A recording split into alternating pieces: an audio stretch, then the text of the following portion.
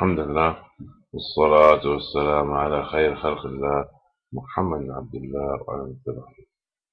Today our lesson is about Hamza, pseudo.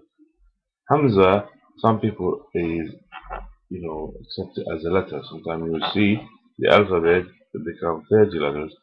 Adding Hamza was one and Lam Alif is another. But we say we don't want to confuse people. Hamza is a joined letter sometimes.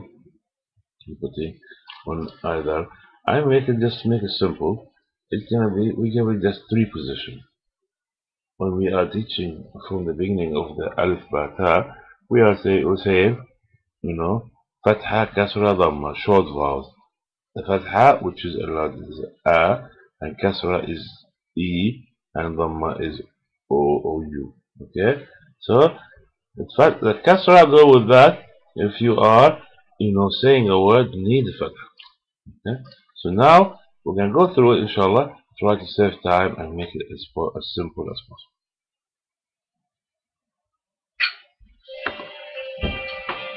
In this lesson, we will study the pseudo-letter Al-Hamza. The pseudo-letter can have different positions within a word.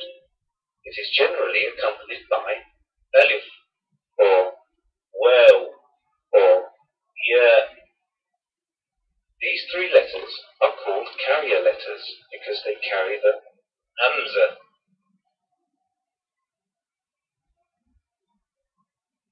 In the first word, ibratun, the Hamza goes with alif. In the second word, ya'isa, it goes with ya.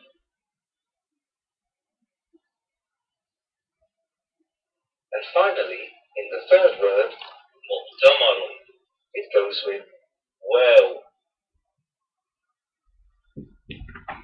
Okay, so we start, just make life easy. Alif, Ibratun, which is, you also can say Ibrahim, the name Ibrahim, start with the okay. And we have Ya'isa, okay, and Mu'tamarun will come in the wall. Okay, we'll go next quickly.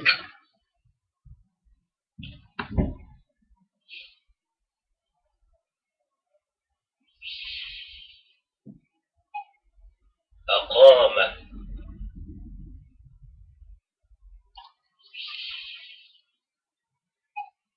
أسطورة. In the first group, the Hamza is placed over the alif if it is used with the fatha or the dhamma. vowel.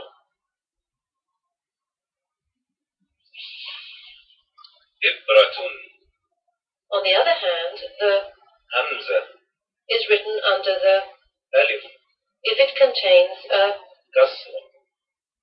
when the Hamza is at the beginning of a word, it is always carried by an alif.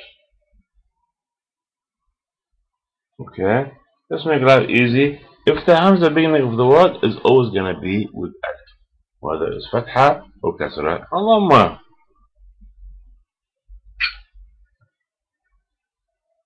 مئزر. سئل. مطمئن.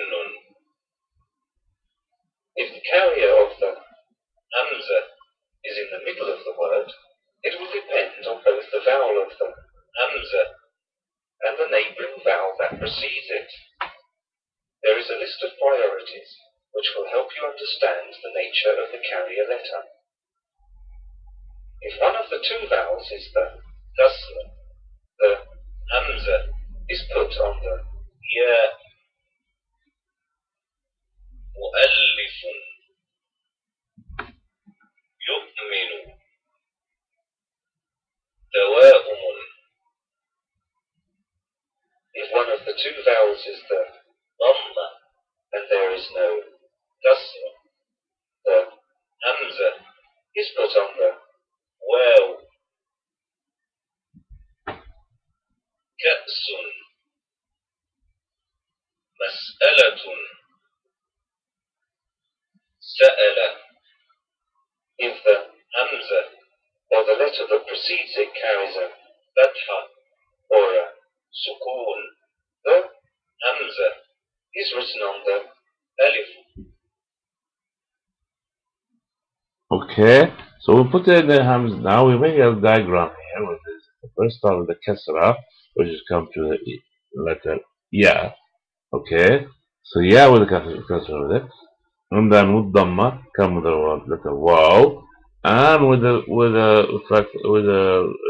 Alif, which is Fatha, come with the letter, Alif. ملاجئ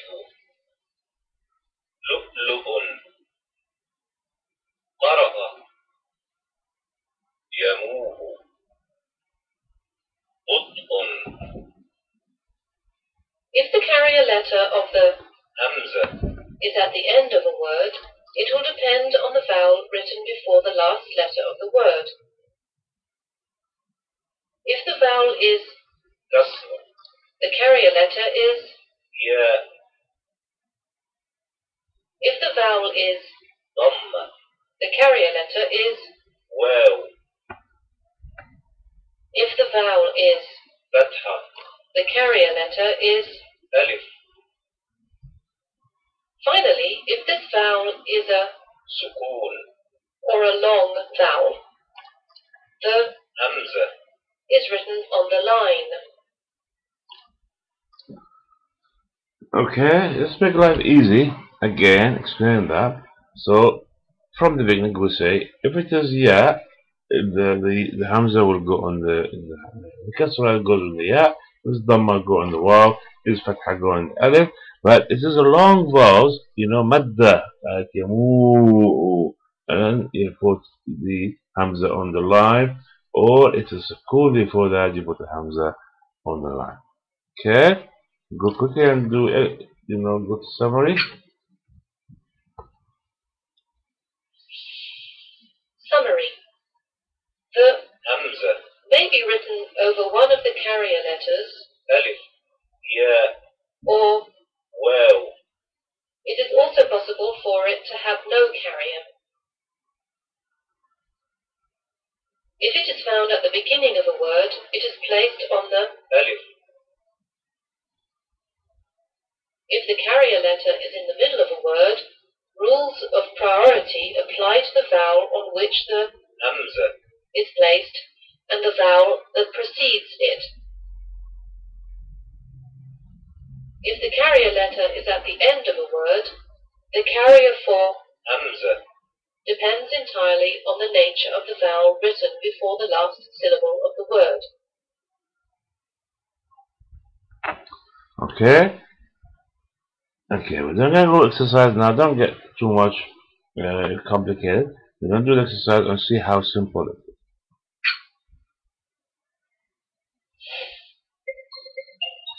Okay, now we're going to hear the letter. The word is he asked. So what's his su'ila, sa'ala, al-sa'ala. Obviously, we have the sa'ala in the middle because it has, the hamza on the fatha.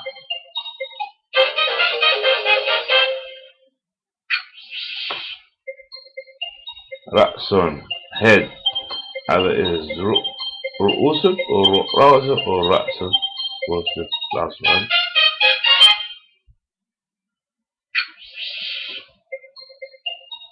Light. Daw'un, daw'ad. So we have the waw here. With a long waw, automatically the hamza will go on the line.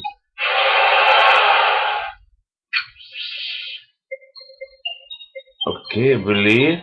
Ma'minun, mu'minun, or mu'minun. Of course, it's going to be the middle one, mu'minun.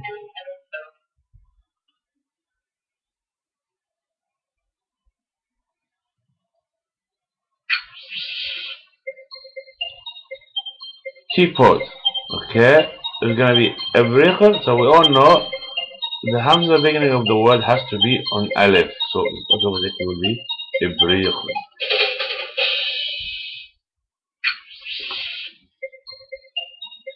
Okay, saleswoman. Ba'a'atun. So the hamza here under the ya will be first one.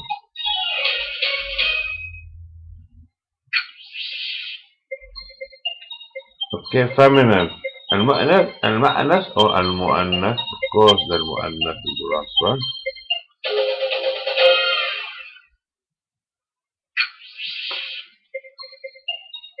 Okay, sometimes you say أحيانا with the Hamza. We always know that when Hamza comes in the beginning of the word, it starts with Alif. So أحيانا is this one.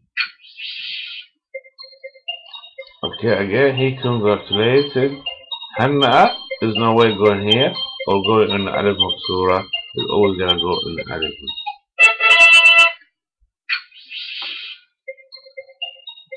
No, she care. جاءت obviously is gonna be on this because Alif come after a long vowel.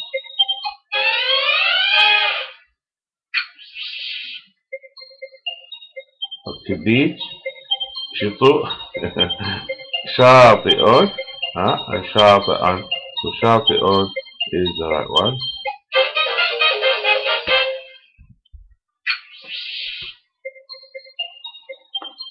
Okay, obviously إناء obviously this is the right one because it has the long vowel. Okay, as you can see, it's a piece of cake. Jazakumullah khair.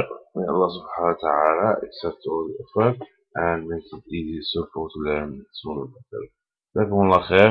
Subhanakallah bihamdik. أشهد أن لا إله إلا أنت أستغفرك وأتوب إليك.